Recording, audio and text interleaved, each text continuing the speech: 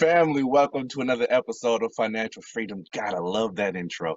Anyway, we have a wonderful, exceptional program for you today. We have four different guests, and they have over 70 years of experience in housing. They're going to be answering some great questions for us. Y'all, I can't wait to get into this. As normal, I am your host, Derek Brown. I am your accompaniment on this journey, and trust me, today, we're going to be learning a lot together. Just a whole lot together. Let me introduce to you some of our guests. Oh man, we have Rakia Holmes. She is a realtor and serial entrepreneur. She's the CEO of Precision Tax and Financial Services. Over 18 years of real estate experience helping people build wealth. She's been an investor, a renovator of large portfolio homes. She's owned franchises, and she's not done yet. You got Yolanda Munford, who's the Assistant Vice President and Mortgage Operations Manager of Citizens Trust Bank, an advocate for home development. She's been a mortgage closer, a loan administrator, a residential mortgage coordinator, 19 years of experience in loan origination, processing, and underwriting. Her resume is insane. Then we got Sharon J. Kelly, the senior mortgage loan officer for Citizens Trust Bank. Shout out to Citizens Trust Bank on their 100-year celebration, y'all. They've been doing this thing for a while, so special shout out to them. She originates mortgage loans, participates in community and economic outreach programs, 21 years of banking experience in operations, consumer lending, mortgage origination. Vice President of Community Development, 10 years of federal and local government community economic development programs. Whew.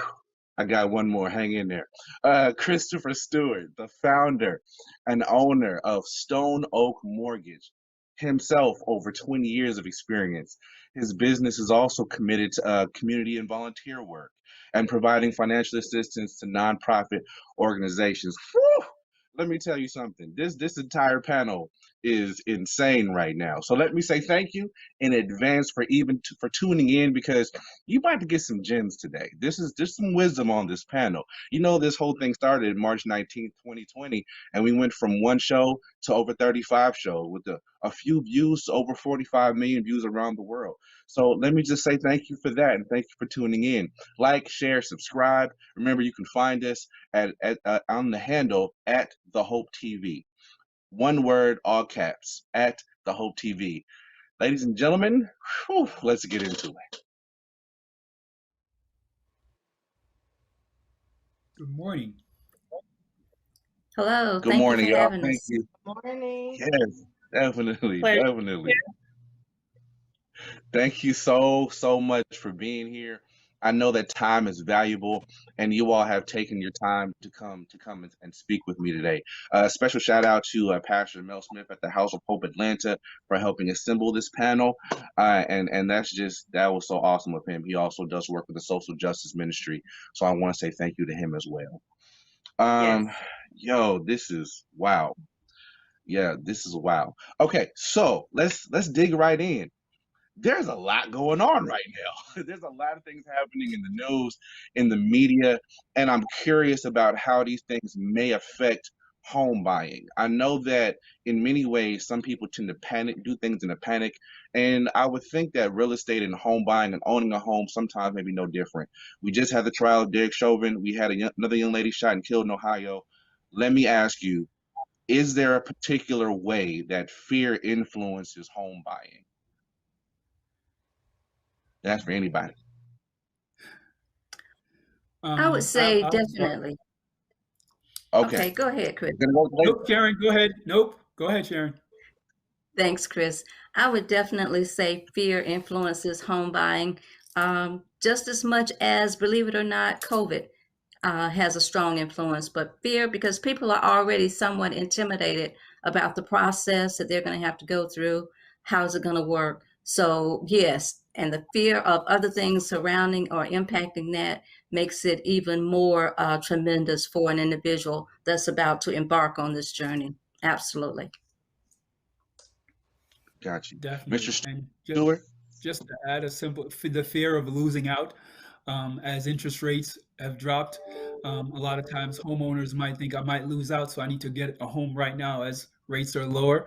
And also the fear of maybe homes not being there. So right now it's definitely a seller's market. So there are buyers who are willing to pay even above and beyond the current value of a home just because the thought of I might not be able to get this home down the road. So it definitely plays a role from different standpoints.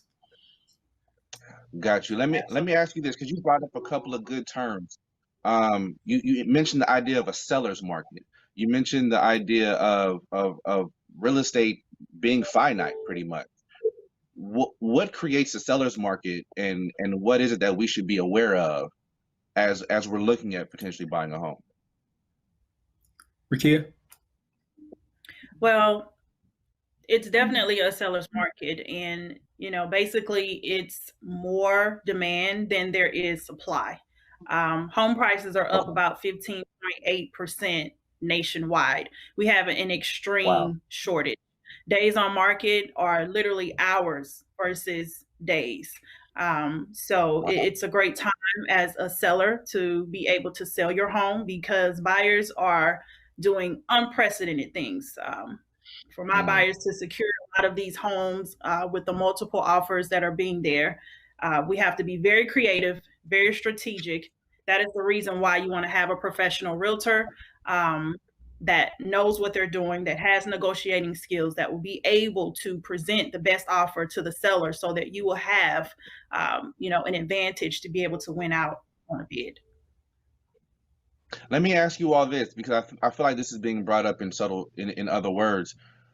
Mhm. Are we in a housing bubble? Again, we went through that earlier. I believe it was 2008. It burst. Everybody's home values may have dropped, or it may have been impacted. Are we in another one? Will this one burst? Will prices drop? If people think, well, man, they're selling houses for exorbitant rates, so on and so forth. If I just wait, I'll get something cheaper. Is that a mindset that you're encountering? And if you are, is it smart? Where are we at? Would you say we're in a housing bubble? Anyone? Um, Not quite a bubble. And I don't know if everyone else would agree with that. I don't quite think we're in a bubble because we have several factors right now that are beneficial on both sides, the Okay. seller side and the buyer side. Interest rates are great right now for buyers. The fact that there's not a lot of inventory is working well for sellers because they're able to sell their properties at a higher price. So people aren't risking losing equity in that respect like we did before when we had the crisis. The value was dropping. Right now, values are trying to trend upward. So Mhm. that's why I say it's an Okay. advantage to buyers and sellers right now. Mhm. Got you. Got you. Is previously, like you said, it was trending a certain kind of way. I don't know, as a person who has thought about buying a house myself, I don't know all the factors that go into buying a home, and I definitely don't know even all the factors that caused our last housing bubble collapse. I've heard things about predatory lending. I've heard things about redlining. I've heard things about false appraisals. What are some things that I should look out for, and or when should that red flag go off in my head to say I need to call a professional because this might be over my head? I think Yolanda? for one of the first, thank you. For one of the primary things you probably want to do is even before you start looking, you want to reach out to a professional immediately. I think that is the first, probably smartest idea to get you going. Primarily because you want to get an opportunity to look at a couple of things for you personally, such as seeing where you are, credit, income wise. And then from Right. there, getting yourself completely pre approved or pre qualified. So when you get with your realtors, you already know where you are from a what you can afford standpoint and what area you really need to be looking in. The best steps to start and to make you more strategic in your moves is specifically to kind of know where you are. So you need to do a checkup on yourself before you get started. Tell me what this checkup looks like. So for us, and anybody can chime in. I think what we do, what we try to do with every consumer, is we want you to take a look at where you are from a credit profile first and foremost. See how you've been Okay. budgeting. See how you've been paying your obligations. If you've been paying them on time. If there's excessive obligations that need to be taken care of, you want to do a complete credit review of yourself first and foremost. That's the Okay. biggest piece you want to take care of first. Second thing, of course, with credit, you'll know where your credit score stands. So you know what kind of power or situation you may be able to put yourself in when you get with your mortgage lender and ultimately end up with your realtor. And then just Right. making sure from an income standpoint that you have income and savings to the point to where you need to be. As Rakia mentioned earlier, with this being a seller's market and you have to negotiate and be strategic in your submission of contracts, sometimes that means that the seller will not give you anything towards closing costs. So, with that being the situation, you got to make sure you have savings as well to cover all the expenses, not just your down payment, but also the majority of your closing costs in order to win that bid. So, you want to start Absolutely. from the very beginning, looking at your credit, income, and assets to get you going before you get with the realtor.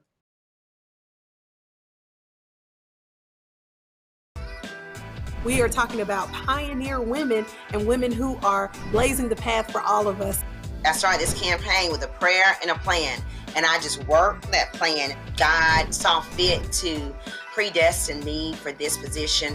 I'm honored that the community, they listened to what I had to say, and I'm excited. I'm excited to be a pioneer.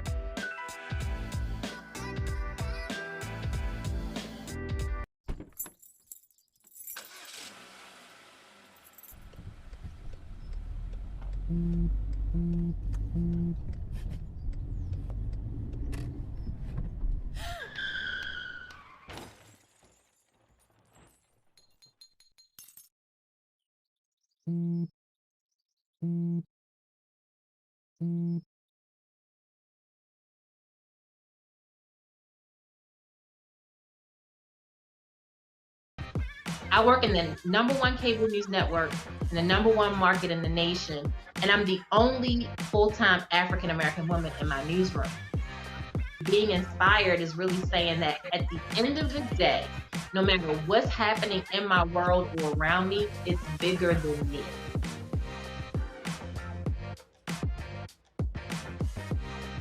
No, go ahead. I was going to say it's also good to, of course, get with the professionals up front, the mortgage lenders, of course, and then once you're pre-approved, pre-qualified, then the realtors can take the baton and be able to find you exactly what it is that you're looking for in your budget. But then also the lenders can speak to the fact that if there are programs, available that you may qualify with your income or with your credit, if you don't necessarily have all of your down payment funds available, there may be programs out there to be able to assist you in that arena. Absolutely. I think that's an excellent point that you Oh, made wow. because making sure that the buyer is dealing with a lender that can tell them about the various programs, because that's where it all starts with who you're working with.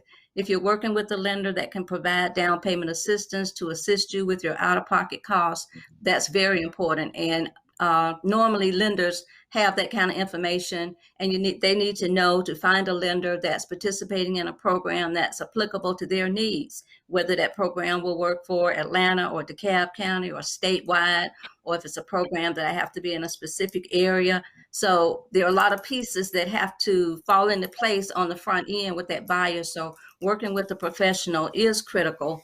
And some of them even down to the level of beginning with a housing counseling agency that's designed to give them the full perspective of where they are and what they look like, which is much different than what a lender is going to do, because we take a very deep dive into what they look like as far as credit, as far as income. But the housing counseling agencies can give them that basic foundation of information that's so important. I used to do a lot, I still do a lot of homebuyer education classes, and I've always been a strong proponent of education, homebuyer education. It is so Yes. critical, and it's even more critical now because there's so many changes in the industry right now. Technology has changed totally. Processing has changed Right. totally. The requirements and those things are constantly changing. So from year to year, we see things that impact buyers in a different way, impact sellers in a different way. So people need to try to find a way to stay abreast of the changes. And doing things like searching websites, going to workshops, just finding some sources of good information that you can call and say, hey, what's going on with the interest rates? What's not only interest rates, but what's going on with closing costs? That you can bounce these questions off of and get some really important and some answers that are going to assist them in the process. Process is key. Knowing the process, understanding the process, and importantly, knowing who the players are and the roles and responsibilities of the different players in that process. Absolutely. So I totally agree, Sharon. Yes. that's a lot going on. Okay, so how do I know when I'm being led astray? Because if all this stuff is changing, all this stuff is in flux, you have people on social media trying to give me a class for how to come over here and flip houses. These people over here who are advertising to come over here and repair your credit. These people over here who are talking about giving you a loan. These people over here who are talking about, they can heal your left sixth pinky toe. When do I know when I'm being scammed and when I'm with a professional? Because right now I'm in a privileged seat, right? Because I'm sitting with over 70 years combined with all of you of experience. I'm sitting with that right now. But if I wasn't hosting this show, I don't know if I would have ever met you. So where do I go? Where do I start looking for these professionals? To just kind of piggyback on what everyone else is stating, Derek, one of the most important things, and this is not just our industry, but in general, that you want to see from the professional you're working with is not what they're telling you to do, but the questions they're asking of you. What are the important things to you, your family, right? To make sure that they're not just trying to give you something, but trying to meet what your needs, desires, and goals are. So it's not necessarily the information that they'll give to you that's important, because the information remains consistent. The difference are the questions they ask of you to find out what are the things that are important to you. And that's always going to be very important in dealing with any professionals, right? Because as just mentioned, the guidelines will be pretty much the same. Not always, but they're going to be the same.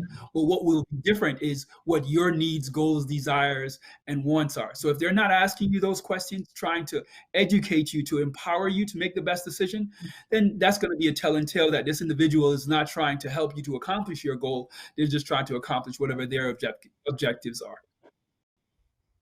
True. Okay, True. so it should be a very intentional, personal conversation about what you and you and your family are trying to accomplish.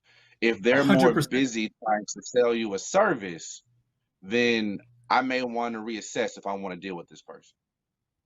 Exactly, because again, you're trying to accomplish your particular goal, right? Whether it's where you're trying to go, when you're trying to go, what your needs are financially. Do you need down payment assistance? Can you qualify for down payment assistance? If they're not asking you these questions, right, then there's no way for someone to truly assess what your needs are without asking you, right? Right. So it's always going to be about the questions, just like you're asking us questions right now. The only way to find out the answers is by the questions that are being asked of you. That is Your a due very good diligence. thing. Everyone needs to do their due diligence, ask the right questions, and so forth, as Chris mentioned. That makes a world of difference. Okay. So if I go back to, and I'm just taking it all in, if I listen to what Miss Yolanda said and what Miss Sharon says, then I'm looking to assess, get a hold of a professional, assess where I'm at, look at where I'm getting started, making sure that when I go through this process, I don't just have a down payment, but extra savings for this house and whatever comes up. But if that professional is not asking me the appropriate questions, looking at what I'm doing, looking at where I'm going and what I'm trying to do, like Mr. Chris and Mr. Kia said, then that professional may not be for me. So I should be shopping around for the appropriate professionals, just like I would for a good barber. That's always going to be the case. Right. You definitely want to Absolutely. build a very good professional rapport with whoever it is that you decide to work with to make sure that they have your best interest at heart. Absolutely. So let me ask you about that because I hear that about that a lot. Like we should always have a rapport with good relationship with your banker. What does that mean? Are we inviting you places? Are you coming to the birthday party, the barbecue? Is it just that we just send you a happy birthday card every now and then? Are we? What are we doing in this relationship? I'm just trying to figure this out. So That one can thing be that we definitely a do, part of the equation, yes, right? it We could do definitely. housewarmings for our buyers. We go to their homes after the closing. Yes, So after the yes, transaction is completed, we're visiting their families, getting to meet those individuals after the transaction, right? There might be questions Okay. after that they might have in reference to just about escrows. That's what happens after the closing. So it might go beyond the transaction, right? But truly, during the transaction is where the value is added. And it's not based on you, the customer, what questions you might necessarily ask, but something as simple as if I don't ask a veteran if they're a veteran and put them into one type of loan instead of a VA loan, that can make a world of that can mean thousands of dollars upfront and hundreds of thousands of Right. dollars during the process of the loan just by not asking a question. I've spoken to individuals, they've had an entire consultation. Well, and you said no one ever asked you if you're a veteran. Well, there's money sitting on the table. So those type of things is where the professionals come into the equation. absolutely. Wow. And just one So Okay. thing I'd one, like to add about that would be a Mm-hmm. comfort level that that you get with that person when you initially start talking with them. If you're a buyer or whatever and you're comfortable, they make you feel comfortable that you can Right. ask questions, because you can talk to some professionals and the conversation's already over your head. So you get a little intimidated. And if they're not able Right. to bring you to a comfort level where you're really communicating, you feel like it's a Right. one-on-one. I can ask my question. No question's a stupid question, and you feel like you're getting Right. an answer. And very importantly, if you're working with that professional and you call them and they don't call you back within a reasonable time, everybody can be busy, but that's a key indicator that, hey, I called this person 3 days ago and they've not called me back yet, and your questioning was important to you. So making Mm-hmm. sure that door to communication is open and that you're comfortable communicating with that person, and that's something that you establish on the front end. Let me ask you this. If I'm looking for a professional and my professional is always available, is that a bad sign? Like I'm asking because in some industries, if you go somewhere and your professional's always available, it might be a problem. But if they're a little busy, like you gotta wait a little bit, they might be a little better. If I'm just wondering because I remember I've had conversations in preparation for this conversation, and people tend to have different perspectives at different ages. I had a homeboy of mine who actually happened to be a little bit more patient than someone who was in their 40s. They're looking for a different type of relationship from the professional than someone else is. But let me ask that. Um, am I going to create or need a different type of relationship with someone if I'm 45 years old, juxtaposed 25 years old, buying a first time home? I think for that, it really goes back to some of the things that we've already spoke on, specifically where Chris was saying, make sure you ask the right questions. So when you set your expectations from the very beginning as the consumer saying, this is what I would like to have happen during my transaction, it doesn't matter if you're dealing with a seasoned loan officer or you have someone that's brand new and from the professional standpoint that is just getting in the business. Mm. If you as the consumer have stated, these are my expectations, I want a return phone call, I want to be able to get you when I call, then the expectation is set. Right. And so at that point, if Okay. that professional person that you're speaking with is not able to do it at this point, it should be some transparency shared and said, well, I can do this, or here's my schedule. So I think it's what you set from the very beginning. The questions that you put out from the very beginning should kind of get your relationship going in the direction you want as the consumer. Great point, Yolanda. Got you. Okay. I would just like to piggyback on that. As you mentioned, we started off mentioning us as professionals. As a professional, you have to, right? If you truly want to manage your schedule, you have to give the right expectations, right? I tell anyone if I call them, say, I'm sorry I couldn't answer your call. It's funny, I always tell people, please, if you're answering all my calls, you're not doing anything else, right? So I tell people all the time, I don't expect you to answer my call, right? If you're only answering my calls, then your business, as you just mentioned a while ago, is probably not growing, right? So the expectation is you might say, because if you're only dealing with one customer and your business is based on several customers, then the expectation might be Right. that I will give you a call back before the day is end. That's why my voicemail says. So the expectation is set. I will give you a call back before the end of business, and then you can say what time that is. Right. So now you know that, hey, I need to check my voicemail at least 3, 4 times a day to see who might have left a message. Right. But if you're answering every call, there's no way you can get anything accomplished.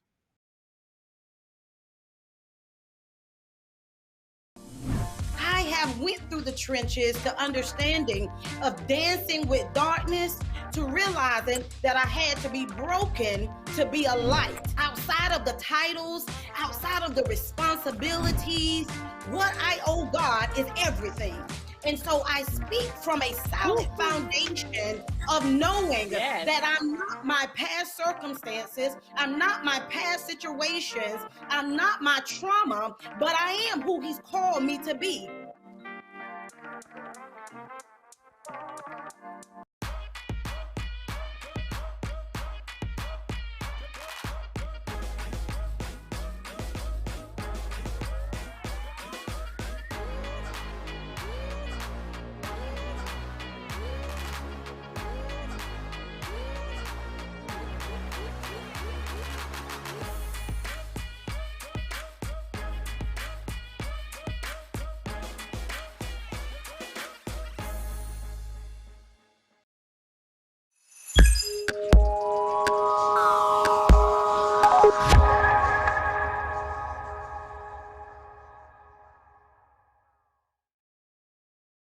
When it comes to home ownership, we mentioned a lot about expectations, and so I'm curious: are there expectations or myths about home ownership that you all kind of have to bust when you're talking to clients? Anyone Oh, else? that's Always. always That's because always she's like big Yes. everybody old knows smile. That's somebody always who's gotten the house. You know, everyone knows someone who's been through a mortgage situation, and so a lot of people take their situation and their scenarios to heart and believe that that's the way their deal and transaction should go. And so from the very okay. beginning, we want to go ahead and eliminate the questions of, well, my family member did this and this is the way it went with that, and oh, they got $50,000 to go towards closing costs. Can you do that? So we hear stories all the time where they're going off of someone else's scenario and trying to figure out if that can work for them as well. So there are always stories and myths that starts from the very beginning that we have to eliminate and get you back to reality of this is the way this transaction will go. She's like, no, no, Absolutely. no. Come on back. Come on back. Come on back. Come on back down to earth. Got you. Another Got you. another myth Okay. that happens very often, Derek, is right now someone who might have bought a home in 2010 and they're having a conversation with their family member. And they say, "Well, I want that same payment for the same home," and that home is now 3 times as much, right? So the Yes, payments are not going to be any place close, Right. right? yes. Or they see a house listed and the home does not include taxes and insurance or an HOAs, and they say, "Well, that's the payment I saw online," right? Why is this payment so much higher? So another myth that Right. we see daily. Absolutely. Absolutely. Mm. Absolutely. Another That is price money increase has hurt my soul. needed for down payment and closing cost. 10 years ago, you could get into a home with no down payment, barely any closing costs. We are not in that market today. A client of mine that purchased maybe 10, 15 years ago, they didn't have to put any money down. Seller paid all closing costs. They had very minimum that they had to put into the transaction. 10, 15 Right. years forward today, they're wanting to purchase a house and they're shocked at the down payment that will be needed and the closing costs if the seller does not contribute. So the financial piece that the lender spoke of earlier is definitely paramount to the home buying process. Wow. You know what? I believe it was Miss Yolanda that mentioned not just the 20%, but the extra savings already saved up. So when you hear people say, is it really the 20% down? But what else do I have to save for when it comes to this house? Because you both just brought that up. You will have brought that up in this conversation. What else do I have to save for when I get ready for this house besides maybe my 10 to 20% down payment? Well, they may not have to have 20% down, but they've got to save up for their portion of the down payment. And even if they're getting down payment assistance, those programs require that they have some money. Because as it was stated a few minutes ago, you used to get a house with no money down. Those days don't really exist now for loans.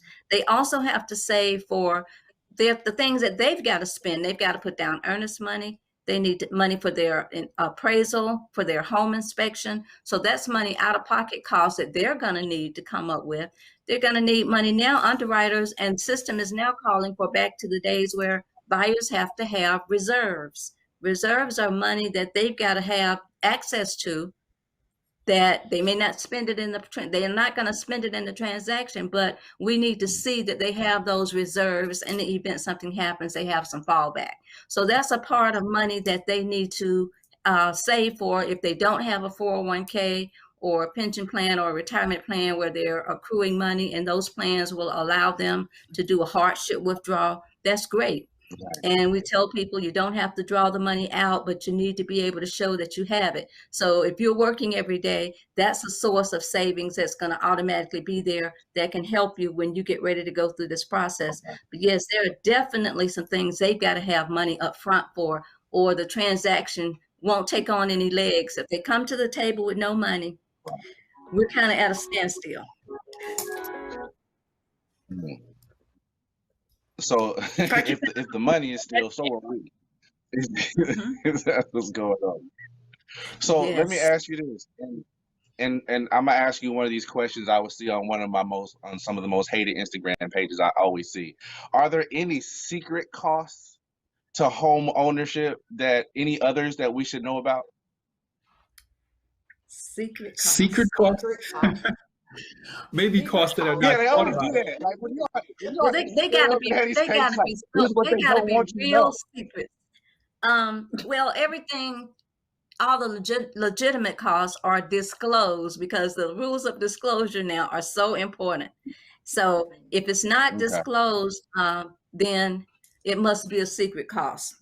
And that means the lender doesn't know about it, the loan officer doesn't know about it, the realtor doesn't know about it. Nobody knows about it. It's such a secret. So secret costs, I would say no, because if it's not disclosed on the front end, either in the contract, some form in the contract, or it's going to be disclosed in the disclosure statements once the lender gets the deal. So there should not be any secret costs. I think too, one thing that a lot of new consumers may not know about when they're starting this process, you're hearing on the internet and on the television ads that rates are at an all-time low. They are absolutely at an all-time low. We are truly in a different mortgage environment. However, all rates are not free rates. So yes, it is going to be disclosed, but some new consumers may not know what it means when we say discount points, or you're going to have to buy that rate down, or the rate is not going to come where there's not additional cost. Because I'm already confused. I'm already confused. Smart for me. Wait a minute. Bring it back. What's your at an all-time low? What buy? What now? Go. I need all that. So in terms used, I need you to tell me what those mean, because I'm lost. Okay, so when we talk about a discount point, so typically, let's just say rates right now are roughly, I'm gonna give a number and it's not there today, but let's just say rates are at 3%. Okay, let's just say 3%. So that means if you come with a pretty good credit score, so really they want you to have a pretty decent credit score. You come in and your rate may be at about at 3% with no additional cost, which means that's considered what's called the market rate. Okay. Now, if you're looking at, well, I don't want 3% because I'm hearing rates are at 2.25%. So I want 2.25%. So that means in order for you to get that rate at that lower amount, then you're going to have to pay for it. It's not going to be free. So where you could have gotten 3% absolutely free, Now you want to go down to 2.25, you may pay about $5,000 for that. So that's Mm. another cost that could be incurred in the transaction. Yes, it will be disclosed. Yes, your lender, your professional person should be able to communicate this with you before you agree. But it is a Okay. cost that can be an additional cost that you may not have been aware of as a first time home buyer. Right. Wow. Yeah, I didn't know any of that. So thank you so much. I appreciate Mhm. it. Okay. Absolutely. Let me ask you this. Graduated college, went out, tried to do my thing, went to grad school. Do student loans affect me buying a house?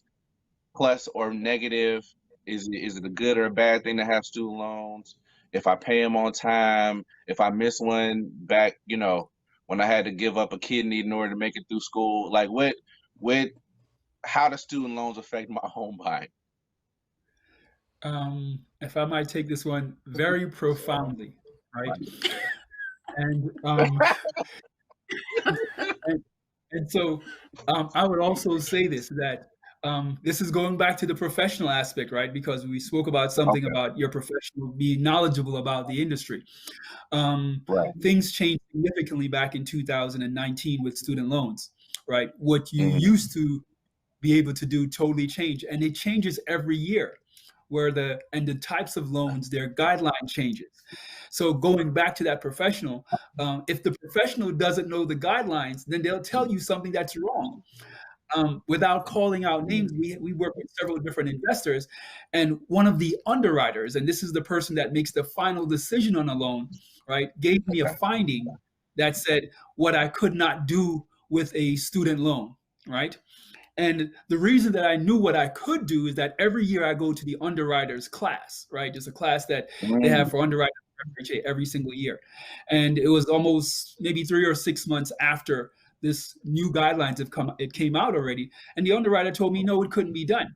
So I was fortunate enough to have that documentation to send it to the underwriter to say, this is what could be done with student loans. So student loans have different guidelines, right? I'm not going to go into it all in, but for each specific type of loan.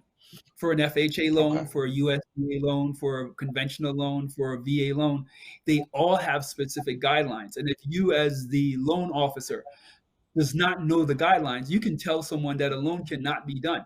We closed over $1 Mm, million worth of loans just last year, right? With individuals who were told that they could not do a loan because of their student loan oh my status. God. Because of us knowing what can and cannot be done, we're able to save that loan for that home buyer. So it can have a profound impact. Yeah. So again, each loan having, so yes, can someone have student loans of $100,000 and still purchase a home? Yes, depending on what they call, right, the monthly payment. So just using one example, for a conventional loan, Okay. they can do what they call an income-based payment plan. So someone can own Right. $100,000 of a student loan and have a payment of $1, and they'll count that if it's on an income-based repayment plan. If it's not, that Okay. person might have an income that's so high that they cannot get an income-based payment plan, and so they have to use an amortized payment. That means that it's fixed just like a car over a specific period of time. They'll use that payment. Okay. If they're not willing to do that, then they'll use 1% of the outstanding balance. But you never want to take the worst case, which is the 1% amount, because that can take someone into getting turned down when they shouldn't be. So that's just one example of how a student loan can turn a loan down, and someone can come to you and say, well, John already told me that the loan is dead, so why should I talk to you? Well, just because maybe John's information is not 100% correct. Wow. Absolutely. Wow. So I get turned down 4 places, 5, 6 places. Do I just keep looking, or do I? Because at a certain point, I'm always wondering if I'm getting turned down from all these places. I guess my question is, what drove him to or her to you? If they had already been, or these people to you, if they had already been turned down. Like when you're trying to buy a home or create wealth in that way, when do you know to just stop? This goes back again, I think, to just having a professional being able to tell you, like Miss Yolanda said, and like Miss Sharon said, being able to say, and Miss Rakia said, and being able to say, okay, this is you. You need to fix this. As a Mhm, professional, I can do this for you, but you need to fix this. mhm. Absolutely. And it depends upon why they are getting turned down. If you're paying your Right. bills late, if you have 30-day late payments on your credit report, why are you doing that and trying to purchase a house? So you have a big piece in this to make sure that you're doing your due diligence, that during this entire process and beyond, that you're making sure you're making your payments on time, that you are not having your credit pulled multiple times at multiple places, because the inquiries do affect your credit score, making sure that you're not just haphazardly opening accounts that are unnecessary, that could potentially drag your score down. So all of those, have a factor into why, if you're being turned down by 4 or 5 different places. Is it because of your credit? Mhm. Is it because of your income? Have you had an income gap where you haven't been employed for 6 or more months? Do you just not have enough in your assets? Are the reserves short? Why is it that you're being turned down?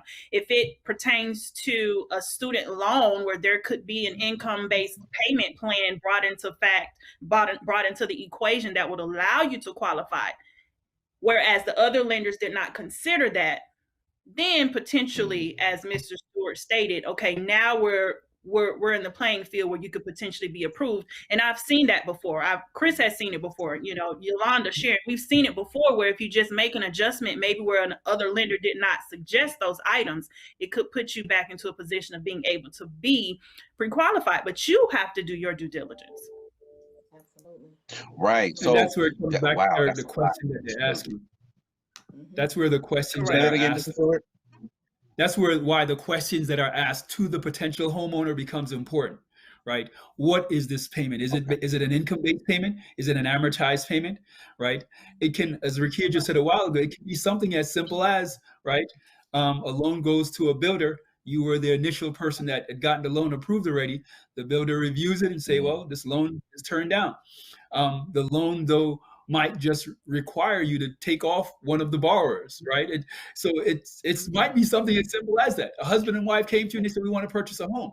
But you as the professional know that maybe together they're not the strongest potential customer, right? It might be one Right. individual. So again, this is where the insight or the guidance of the professional to say, well, I know you both would like to be on this loan, but this loan gets approved with just the wife or just the husband, right? You can still be on title, but you Right. might not be bringing the strongest loan into the equation. But that's where that professional gives you the guidance and insight. Now you still get to make the decision. Well, we don't want the home now, or it's okay, we can both be on title. But unless you dive really deep into what they're bringing to you, then oftentimes that might be missed. Right. Absolutely. Very good points. Wow. Because everybody's Wow. situation is Okay. different. Right. Nothing is Absolutely. routine. Right. Nothing is Right. routine. So let me ask you this. I've heard you all bring up how we as the consumers may have some sort of we have our part. We have our part to play. When it comes Correct. to our credit score and the representation of it, I've often been told that you should look at your credit like it displays your relationship to money, your relationship with your creditors, with your bills, so on and so forth. When it comes to buying a home, is there an optimal score that I'm looking for that just says, hey, yo, if you got this score, man, you golden. If you got this one, you may want to start with something else first. Go meet with the financial planner. Like what is what is that optimal score? Is there a such thing, or like Rakia just said, is it very much just individually based? Financial services per person. So I think one of the things we look at is, yes, we do automatically look at the score when we're analyzing credit, but that does not mean that we're in a win or a lose situation. We typically say, credit score is a 620 average, and we can move on transactions in that manner. However, we are able to do scores lower than that.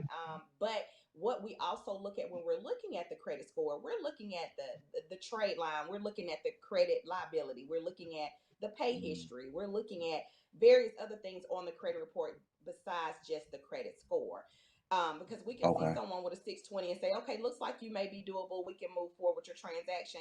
Same thing with someone with a 700 credit score, but could just recently file bankruptcy and the score has started to bounce back, but you have not had the bankruptcy seasoning time frame required to come into a transaction just yet. But your score Hold started to on. bounce back. Bankruptcy seasoning time frame. Wait a minute. Going back. You too smart. Go back.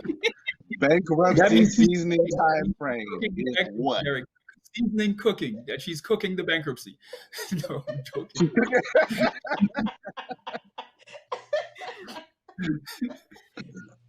So one thing we look at. So let's just talk about bankruptcies. Typically, when you file Okay. bankruptcy, whether it is a Chapter 7 where you're just eliminating all your debt and have just agreed that you're not going to pay any of your old obligations off, you're going to walk away. In a Chapter 7, Okay. most cases, you're looking at a 2-year time frame in order to pretty Mhm. much say, okay, at this point, I'm in a position where I'm ready for home ownership. And this is just typically with Okay. traditional, mortgage lending. So let's just say you file bankruptcy, and maybe in 6 months, your credit score has already started to bounce back. So where you may have a higher credit score, you still may not be quite ready for that mortgage loan just yet, just because the time have not elapsed Okay. in order for you to be able to, get qualified based off of the requirements for that loan product.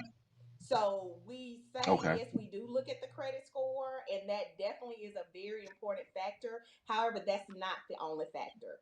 We don't want you to come in thinking, oh, with a 500 credit score, that this transaction will be easy and we can still do it. You do have to have a minimum score, but there are other factors in it as well. Okay. So Absolutely. the seasoning process is just a time frame that says since you've declared bankruptcy, this is what you've done since then, and after so long, we're not going to look at that bankruptcy as a negative. Correct. Correct. Mhm. Correct.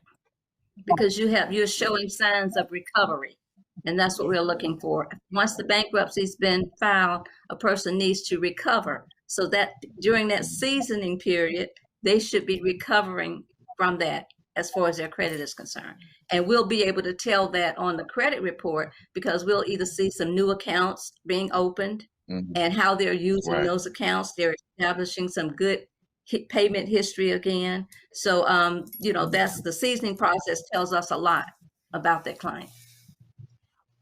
Got you. So this isn't like a microwave seasoning. This is a crock pot seasoning. Like you've put some spices in that thing and let it sit for a while, and then Yes. your score be looking all juicy in the morning. All right, cool. So ladies and gentlemen, we are running up on the end of our time together. Look, but I want to give Oh, y'all just a minute. It was quick, right? Didn't this go fast? right. So Yes, It I did. It see did. this is good stuff. This is why y'all have to come back so I can harass you some more. So absolutely. for real, because I promise you I have a whole new set of questions. So let me ask, just a 1 minute from each of you. Is there any tidbits or maybe some jewels you want to drop real quick before we wrap up? Let's start with Rakita. Absolutely. Thank you. I just want to say the process can be intimidating to purchase a home, but don't let the fear control you. As you're doing your part, diligence, making sure you're paying stuff on time, your credit is intact, that you're making sure you're saving money, that you're connecting with the right individuals that can steer you in the right direction, it can be a win-win situation. Homeownership right now at an all-time high. Millennials are wanting to purchase homes. This is an absolute amazing time to buy with the interest rates below. So let the process intimidate you. Make sure you're connecting with the right individuals like us, be able to help you navigate the transaction, to give you the guidance and the insight that you need in order to put you in that position to finally be able to become a homeowner, to be able to build wealth for your family, and just able to be in a financial situation that's advantageous for you, for your family, and generations to come. Gotcha, Miss Yolanda. Yeah, so for one of the key things, I just think education is key. Just like we've been discussing this whole segment, that education is most important. So know what you're getting into. Know exactly what you're looking for when you start this process. Continue to do your mortgage checkups. Stay in tune with your financial wealth. Know where you are. I think that's the very basic thing that you can start with that doesn't cause for too much of, knowing the process, but know where you are. And so more importantly, just check your credit, make sure you're keeping in tune with what you're doing in regards to paying your bills. Make sure you are staying employed. Those things are factors, and trying to be disciplined with savings. If you know home ownership is something you want to do in the next 12 to 24 months, then you need to become disciplined with your budget. So pay attention to what you spend. Keep an eye on that. Those are the souls to the heart that we monitor. We look at credit, we look at your bank statements. So make sure you're looking at that as well and know what you're coming in the door to us with. So then that way you know the strength in your buying power. Absolutely. Miss Yolanda. I'm sorry, Miss Sharon. I'm looking at Miss Sharon calling her Miss Yolanda. Okay. That's okay. They've given you such a wealth of everything that's on the table. But to add to that, I would say individuals need to be conscientious about their information, knowing your employment history, having that kind of information handy, your documentation, pay stubs, bank statements, all those things that we're going to ask you for. You need to know where those things are. And you don't W-2s. You don't need to say, well, I got to call my tax person to see if they can find my W-2s, because I think they're in a box.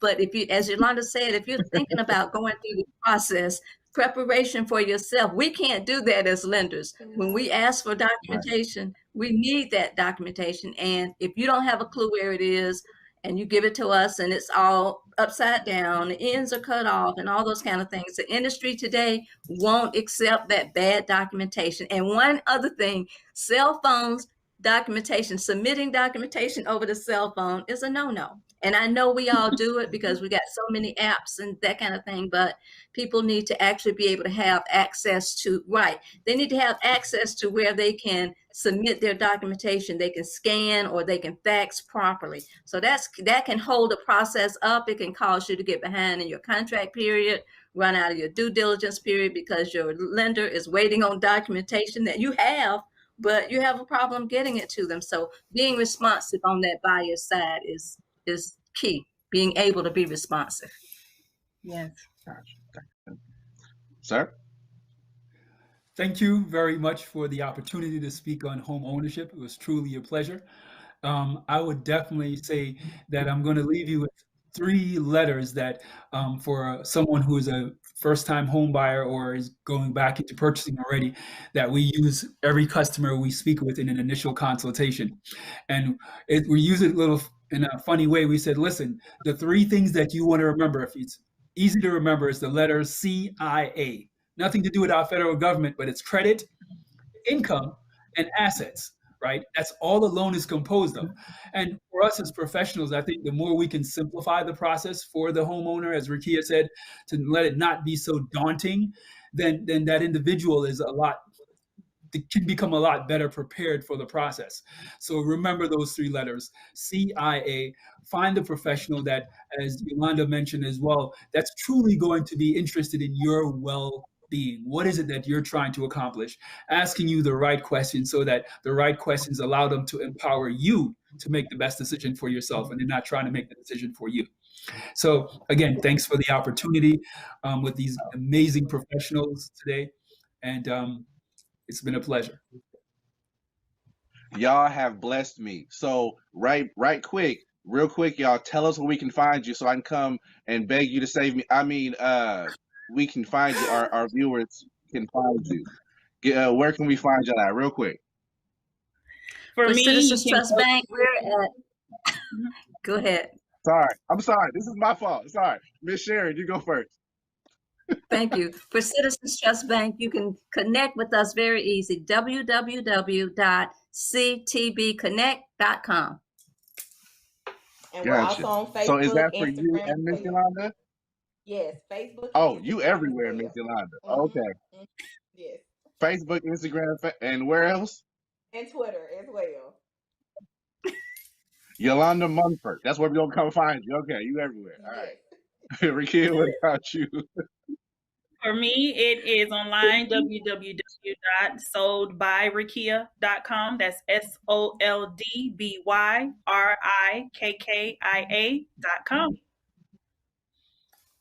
My good man, you got the last word. Thank you again. It's www.stoneoakmtg.com.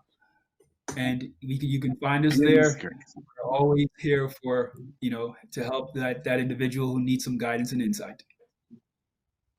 Look, y'all have blessed me today. Thank you so much. Um, really though, there's just so much knowledge here, and I really do appreciate your expertise and your time. So thank you for that. Ladies and gentlemen, this has been your episode of Financial Freedom with all this wisdom and goodness and a little bit of my weirdness. So thank you for joining us tonight, and thank you for tuning in as always. Please be safe out there and be